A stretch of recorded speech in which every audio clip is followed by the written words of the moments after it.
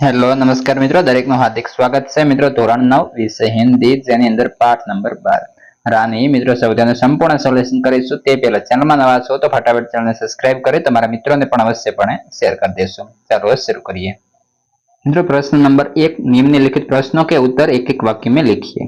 જેની અંદર પહેલો પ્રશ્ન જોઈએ, रानी कौन सी साहित्यिक विद्या है? रानी रेखांकन चित्र साहित्यिक विद्या है. ત્યારબાદ प्रश्न नंबर 2, लेखिका ने रानी के अलावा और कौन कौन से चरित्र लिए हैं? लेखिका ने रानी के अलावा रोजी और निक्की के चरित्र लिए हैं. ત્યારબાદ प्रश्न नंबर 3, लेखक लड़कों ने स्मृति पत्र में किस अन्याय की बात लिखी थी? लड़कों ने स्मृति पत्र में लिखा था कि जैसा अंग्रेज बच्चों के पास छोटा घोड़ा होता है वैसा अपने पास नहीं होना वह अन्याय की बात है. ત્યારબાદ મિત્રો પ્રશ્ન નંબર 2, નિમ્નલિખિત પ્રશ્નों के उत्तर 2-3 वाक्य में लिखिए. મિત્રો આપણે ચેનલ પર તમામ વિષયના સ્વાધ્યાય પોથી વગેરે તમામનું સોલ્યુશન ઉપલબ્ધ છે, જેની લિંક આ વિડિયો ડિસ્ક્રિપ્શનમાં આપેલી છે. મિત્રો पहला प्रश्न है, रानी के साथ मित्रता स्थापित करने के लिए कैसे प्रयास किए गए? धीरे धीरे रानी से बच्चों की नाराजगी दूर होने लगी. वे उसकी गर्दन में झूलने लगे, उसके कानों और अयाल में फूल खोसने लगे. वे उसे बिस्कुट और मिठाइयाँ खिलाने लगे. ત્યારબાદ प्रश्न 2, रानी की पीठ पर सवारी करने पर कौन सी दुर्घटना घटित हुई, क्यों? एक बार महादेवी रानी की पीठ पर बैठी.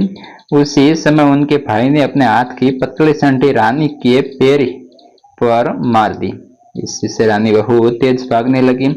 महादेवी देर खुद को न संभाल सकी और नीचे गिर पड़ी.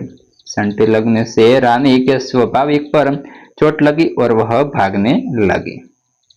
ત્યારબાદ મિત્રો प्रश्न 3, शब्द समूह के लिए एक शब्द बताइए. पहलू, ज्ञान में वृद्धि करने वाला, तो ज्ञानवर्धक. बच्चे सरलता से कर सके ऐसी प्रवृत्तियां, तो बाल सुलभ प्रवृत्तियां. घोड़े पर बैठकर की जाने वाली सवारी, तो घोड़ी सवारी. विरुद्धार्थी शब्द लखो, तो जेमा पहलू अपराधी, तो मित्रों आवशे निरपराधी. बीजा नंबर है प्रसन्नता, तो अप्रसन्नता.